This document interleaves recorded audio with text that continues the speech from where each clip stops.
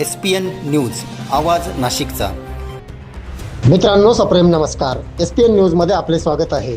साखरेचे दर 80 रुपये पार, महागाईच्या सामान्य नागरिकांना बसत आहे झळा।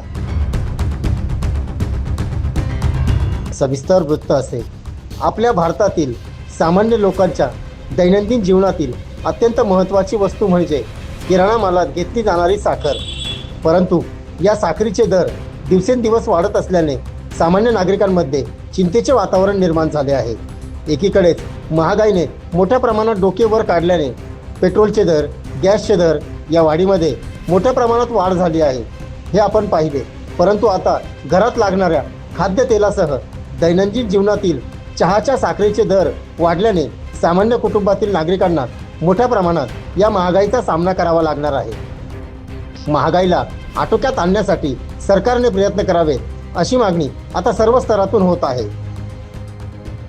SPN न्यूजसाठी SPN न्यूज ब्युरो नाशिक, धन्यवाद। सर्व जनतेपर्यंत आमच्या बातम्या पोहोचवण्यासाठी आम्ही हे एक माध्यम चालू केलं आहे, त्याचं नाव आहे SPN न्यूज आवाज नाशिकचा। आमच्या या चॅनलला आजच सबस्क्राईब करा आणि बेल आयकॉन प्रेस करा। धन्यवाद।